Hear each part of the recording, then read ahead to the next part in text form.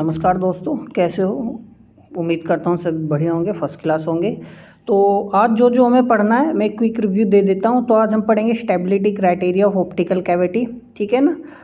उसके बाद हम पढ़ेंगे ऑप्टिकल रेजोनेटर कितने तरीके के होते हैं, ठीक है ना। और कुछ एग्जांपल्स हम देखेंगे स्टेबल रेजोनेटर के, अनस्टेबल रेजोनेटर के। फिर उसके बाद हम देखेंगे stability diagram of an optical cavity, ठीक है। तो बेसिकली ये हमारा आज का टॉपिक है। तो ऑलरेडी हम ऑप्टिकल कैविटी के बारे में प्रीवियस क्लासेस में हम पढ़ चुके हैं, ठीक है ना। हम बहुत कुछ उसके बारे में जानते हैं, ठीक है। तो आइए देखते हैं। तो देखो स्टेबिलिटी क्राइटेरिया क्या है ऑप्टिकल कैविटी का। अब बेसिकली ऑप्टिकल कैविटी में होता क्या है, ऑप्टिकल कैविटी में हमारे पास क्या होता है, लाइट एम्प्लीफिकेशन ही तो होता है, ठीक है। क्या होता है, लाइट एम्प्लीफिकेशन होता है हमारे पास by the process of stimulated emission. समझ में आई बात। अब ध्यान से देखो स्टेबिलिटी क्राइटेरिया क्या है। The stable condition for an optical resonator ensures that the light remains confined with in the cavity. अब जो लाइट है ना वो कैविटी के अंदर ही कन्फाइंड होनी चाहिए। तो हमारे पास ये स्टेबिलिटी क्राइटेरिया है। यदि ऐसा नहीं है तो लाइट क्या हो जाएगी, डाइवर्ज हो जाएगी। समझ में आया। और लाइट क्या होनी चाहिए, जैसे मैंने बताया कन्फाइंड होनी चाहिए विद इन द कैविटी। यही एसेंशियल कंडीशन है for proper functioning of a laser. समझ में आया, ठीक है। अब कैसे है क्या है चीज़ें वो हम आगे डिटेल में पढ़ रहे हैं। अब ध्यान से देखो, एक रेजोनेटर है हमारे पास, देखो दो प्लेन मिरर है ना, लेजर रेजोनेटर। ए डायग्राम देखो with flat parallel mirror, light ray parallel to the optical axis. Optical axis के क्या है, पैरेलल है हमारे पास लाइट रे। समझ में आया। तो विद इन द कैविटी है, ठीक है। लेकिन अब दूसरा देखो बी डायग्राम, यदि आप देखो ऐसा लग रहा है जैसे लाइट एस्केप कर रही हो। अब देखो अब यहाँ पे जो अलाइनमेंट है ना मिरर का, ठीक है ना, प्रॉपर नहीं है बिल्कुल भी।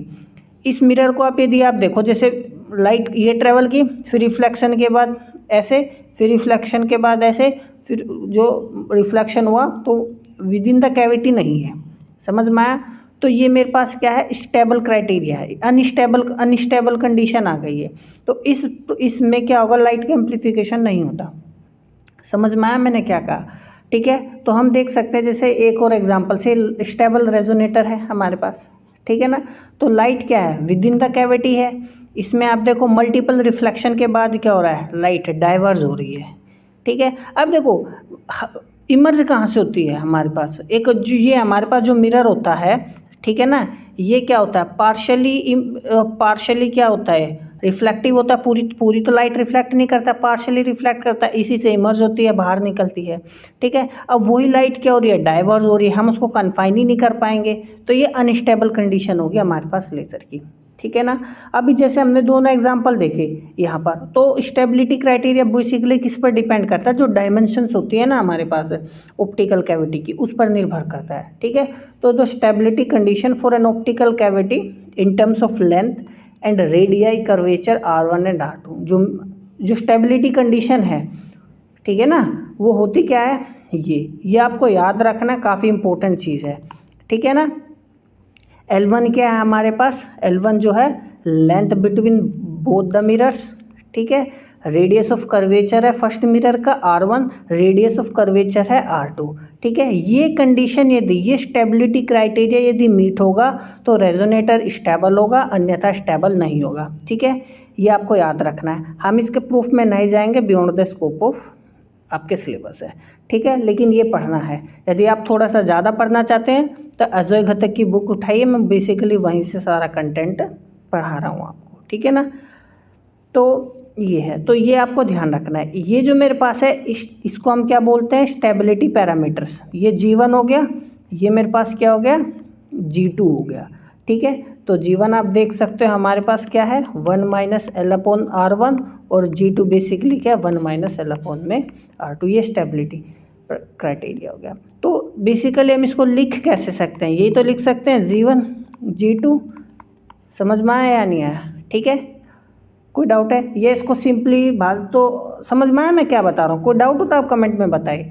तो ऑप्टिकल कैविटी स्टेबल कब रहेगी, जो प्रोडक्ट है हमारे पास स्टेबिलिटी पैरामीटर्स का, वो 0 और 1 की रेंज में होना चाहिए, ठीक है ना। समझ में आया। 0, ये देखो हमने स्क्वायर ब्रैकेट लगाया, इसका मतलब 0 और 1 इंक्लूड है। तो दूसरे शब्दों में हम अपने स्टेबिलिटी क्राइटेरिया को ऐसे भी लिख सकते हैं। तो तो ध्यान रखना। अब देखो फिजिकल मीनिंग समझो, स्टेबल जो हमारे पास स्टेबिलिटी पैरामीटर है, तो G1 and G2 represents how the ray's trajectory is affected by the curvature of the mirror. अब जो मिरर के कर्वेचर होते हैं हमारे पास, अब देखो यहाँ पे तो बेसिकली हमने प्लेन मिरर लिया है ना, स्फेरिकल मिरर्स भी हो सकते हैं, ठीक है ना, कनकेव मिरर्स भी हो सकते हैं, कनकेव कॉन्वेक्स मिरर भी हो सकते हैं, अलग अलग तरीके की ऑप्टिकल कैविटी बेसिकली हमारे पास हो सकती है, ठीक है। तो वो अलग अलग जो डायमेंशंस होगी वही तो डिसाइड करेंगे हमारे पास स्टेबिलिटी कंडीशंस क्या होगी। तो G1 और G2 क्या है, बेसिकली ट्रेजेक्ट्री को शो करते हैं, ठीक है ना, वो किस तरीके से अफेक्ट होगी कर्वेचर से। और L क्या है हमारे पास, सेपरेशन, डिस्टेंस क्या है, सेपरेशन, वो डिटरमाइन करेगा G1 और G2 क्या है। समझ में आई बात। तो G1 G2 का स्टेबिलिटी पैरामीटर्स हैं, ये डिसाइड करते हैं रे की ट्रेजेक्ट्री हमारे पास क्या होगी, दो प्लेन मिरर हो या कोई भी हो उनके बीच में, और डिस्टेंस क्या है उनके बीच में, वो ट्रेजेक्ट्री पे निर्भर करेगा। समझ में आया, ठीक है। यदि G1 और G2 इससे बाहर आ जाए, है ना, जो प्रोडक्ट है G1 और G2 का इस रेंज से बाहर आ जाए, तो लाइट क्या होगी, डाइवर्ज होगी, ठीक है ना। और इसका मतलब क्या, जो ओसिलेशन हो रहा है वाइल्डली हो रहा है, वाइल्डली समझ गए आप, ठीक है ना। और इसका मतलब रेजोनेटर क्या है, अनस्टेबल है, ठीक है। समझ में आए बात। अब बात करें यदि हम ऑप्टिकल रेजोनेटर की, ठीक है ना। अब देखो रेजोनेटर बेसिकली हम पहले भी मैंने बताया ऑप्टिकल रेजोनेटर होता क्या है, प्रीवियस क्लासेस में भी हमने पढ़ा है। तो resonator basically high reflective dielectric mirrors होते हैं हमारे पास, ठीक है ना, जो टोटल इंटरनल रिफ्लेक्शन का इस्तेमाल करते हैं लाइट को बचाने से। अब अंदर रिफ्लेक्शन ही तो होता है लाइट का, है ना, और फिर वो क्या होती है, एम्पलीफाई होती है, फिर वो इमर्ज करती है बाहर हमारे पास। तो टोटल इंटरनल रिफ्लेक्शन का ही बेसिकली हम इस्तेमाल करते हैं उसको कन्फाइन करने के लिए, ठीक है। समझ में आई बात। तो ये तो ये जैसे मैंने अभी ऊपर भी देखो कुछ चीज़ें ना रिपीटिटिव हो सकती हैं, वो इसलिए जानबूझकर मैंने लिखा है ताकि आपको अंडरस्टैंडिंग बनी रहे, ठीक है ना। तो जैसे रेजोनेटर कैविटी स्टेबल कब होगा, यदि रिफ्लेक्टर अंदर ही रहे कैविटी के, हमने पढ़ा है ना, मल्टीपल रिफ्लेक्शंस के बावजूद भी, ठीक है ना। समझ में आए बात, चाहे रिफ्लेक्शन है इनफाइनाइट रिफ्लेक्शन हो उसके बावजूद भी यदि कैविटी के अंदर है तो सीधी सी बात है वो स्टेबल है हमारे पास, ठीक है ना। कोई डाउट है। अब देखो, अब जो हमारे पास पार्शियली रिफ्लेक्टिव मिरर होता है उसी से बाहर निकलती है, हम ये जानते हैं, ठीक है ना। दूसरी तरफ से जो रेजोनेटर कैविटी होती है अनस्टेबल कब होगी, यदि हमारे पास कंटिन्यूस रिफ्लेक्शन हुआ और उसके बाद क्या हो जाए, डाइवर्ज हो जाए, है ना, नंबर ऑफ रिफ्लेक्शन के बाद भी क्या हो जाए, डाइवर्ज हो जाए, ठीक है। अब यहाँ पे देखो टाइप ऑफ जैसे हम क्या पढ़ रहे हैं, टाइप्स ऑफ ऑप्टिकल रेजोनेटर पढ़ रहे हैं, तो देखो टाइप देखो, पहला क्या है, प्लेन पैरेलल रेजोनेटर। अब देखो दोनों प्लेन मिरर है, ये भी एक प्लेन मिरर है, ये भी एक प्लेन मिरर है, तो नाम क्या हो गया इस रेजोनेटर का, प्लेन पैरेलल रेजोनेटर।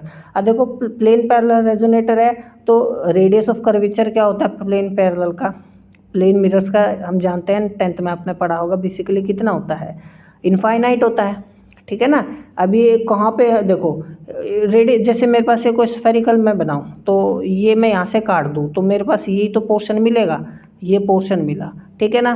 तो ये मेरे पास एक कनकेव मिरर होगा, तो इसका जो रेडियस ऑफ कर्वेचर होगा कहाँ होगा, देखो इसका जो सेंटर होगा ना ये, तो इमेजिन करो यहाँ पे ऐसे, तो ये पॉइंट यही तो रेडियस ऑफ कर्वेचर होगा, ठीक है ना। समझ में।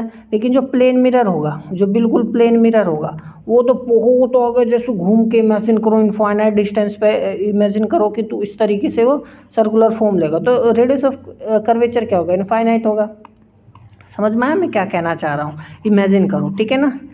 तो ये चीज़ है, तो हमारे पास जो प्लेन पैरेलल मिरर है R1 और R2 क्या हो गए, इनफाइनाइट हो गए। तो कंडीशन हमारे पास यही तो थी, 1 - L में R1, 1 - L में R2, ये मीट करना चाहिए, ठीक है।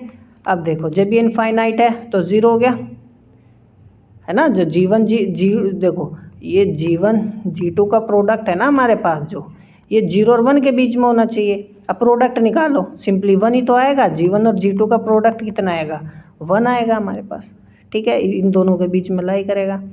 समझ में आया मैंने क्या बताया, ठीक है।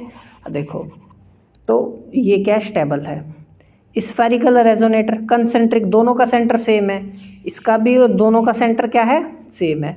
और यानी दोनों का सेंटर सेम है तो दोनों का रेडियस ऑफ कर्वेचर भी सेम है, और दोनों का रेडियस ऑफ कर्वेचर क्या लिया, L/2 लिया है, यानी ये जो डिस्टेंस है ना L है, तो सेंटर ऑफ कर्वेचर कहाँ हो गया, L/2 आदि उस पर हो गया। समझ में आया? तो देखो यदि आप G1 निकालोगे तो 1 - L/2, ठीक है, समझ में आया? ये कितना आ जाएगा, -1।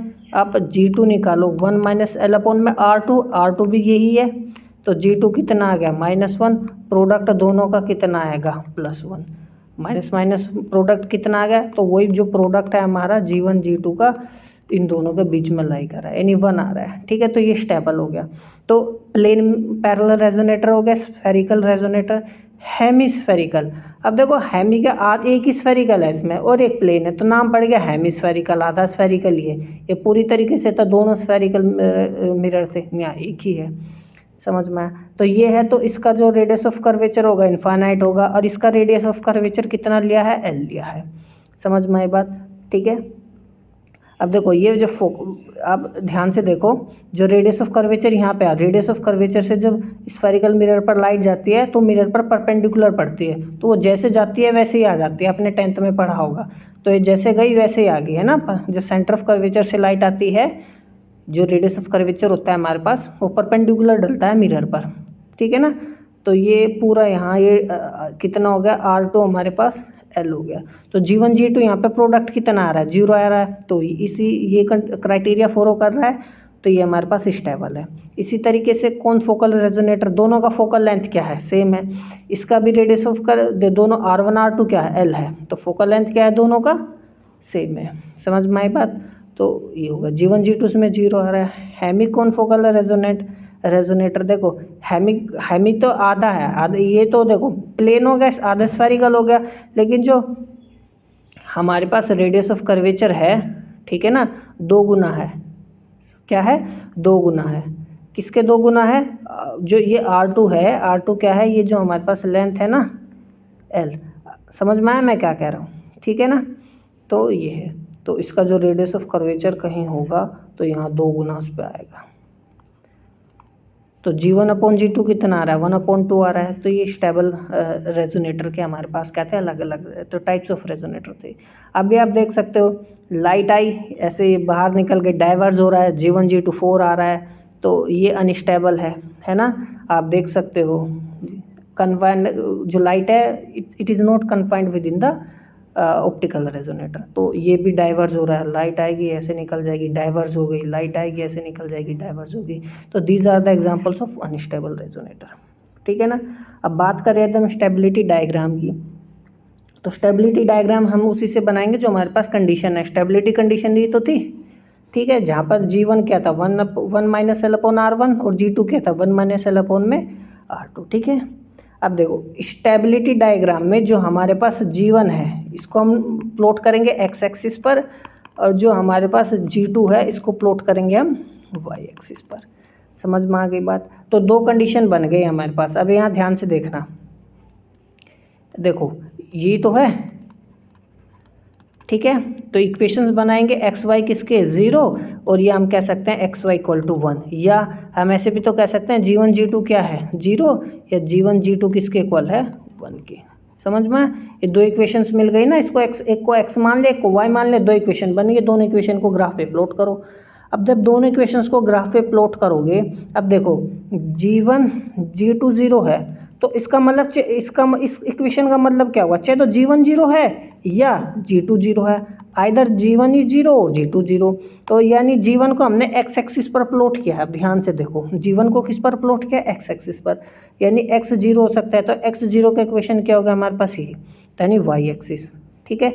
G2 0 का मतलब y बराबर 0, तो इसका इक्वेशन लाइन क्या बनेगी ग्राफ पे, ये बनेगी। समझ में आई बात? एक दूसरी कंडीशन हमारे पास क्या है, G1 G2 किसके बराबर 1 के, यानी x y किसके बराबर 1 के। तो जब x y जो x हमारे पास है, यानी इन्वर्स 1/y आ गया, इन्वर्सली प्रोपोर्शनल है, तो इसके लिए ग्राफ कैसे बनता है, यही तो बनता है। यदि y 1/x का ग्राफ क्या बनेगा, आपने मैथमेटिक्स में पढ़ा होगा, यही तो बनेगा, ठीक है। समझ में आया? देखो दोनों नेगेटिव होंगे तो प्रोडक्ट पॉजिटिव आएगा, दोनों पॉजिटिव होंगे तब भी वन ही पॉजिटिव आएगा। तो आप देख सकते हो। तो ये जो मेरे पास है ये G1 G2 किसके बराबर 1, ये जो है ये भी माइनस है ये भी माइनस है, तो इसलिए G1 G2 क्या आएगा 1। तो ये ग्राफ आ गया मेरे पास। तो इनके बीच में जो शेडेड रीजन है ना, तो कंडीशन क्या आती है हमारे पास, कंडीशन यही तो है G1 G2 है ना। तो इसके बीच में जो ब्लू शेडेड रीजन हमारे पास है, यही हमारे पास क्या है, ब्लू स्टेबल कन्फिग्रेशन शो करेगा। ठीक है ना, समझ में आई बात, कोई डाउट है तो डाउट नहीं होना चाहिए। आप बेसिकली और कुछ इसमें आप यहाँ ध्यान से देख सकते हो, और चीज़ें मैं आपको बताऊँ इस ग्राफ में। अब देखो ये क्या है, देखो ये लाइन कब होगी, देखो x बराबर जब हम y लिखते हैं है ना, x is equal to y, तो x is equal to y का ग्राफ क्या बनेगा, यही तो बनेगा, x वाई हो गया। ठीक है ना, 45 डिग्री पे, तो ये x बराबर y ही है। तो ये G1 है और G2 है, तो जब ये दोनों 1 1 आ रहे हैं तो प्लेन पैरेलल मिरर जो होता है हमारे पास, ठीक है ना, उसमें G1 भी 1 आता है G2 भी 1 आता है। अब जैसे देख सकते हो 1 माइनस एल अपॉन में R1 होता है, तो इस मिरर के लिए इन्फिनिटी हो गया, ये 0 बन गया, तो ये कितना बचा 1। तो प्लेन पैरेलल मिरर समझ में आया, तो 1 1 हो गया। यहाँ पे आप देख सकते हो कंसेंट्रिक केस है, समझ में आया। तो कंसेंट्रिक में क्या होता है, दोनों के सेंटर क्या होते हैं, सेम होते हैं, ये बीच में आएगा यहाँ पे, इसका भी सेंटर यहीं पे, इसका भी सेंटर यहीं पे। ठीक है, और G1 इसमें क्या है -1 और G2 कितना आया -1, समझ में आया। तो कंसेंट्रिक रेजोनेटर हो गया। तो ये देखो -1 यहाँ होगा और -1 यहाँ होगा, तो ये पॉइंट यहाँ आ जाएगा। ठीक है, उसी तरीके से इसका कोऑर्डिनेट क्या होंगे 0 और ये यहाँ 1 होगा y पे यानी G2 पे, तो 0 1, तो ये हेमिस्फेरिकल हो गया। तो G1 यदि 0 है और G2 क्या है 1 है, तो ये हेमिस्फेरिकल का केस आ गया। समझ में आए बात, इस तरीके से प्लॉट किए गए हैं। तो ये जो ब्लू रीजन है इसके बीच में आएगा तो हमारे पास क्या होगा स्टेबल, इससे बाहर रहेगा तो अनस्टेबल। ठीक है, तो स्टेबल बाउंड्री कंडीशंस में ऑलरेडी आपको अभी मैंने बताई है।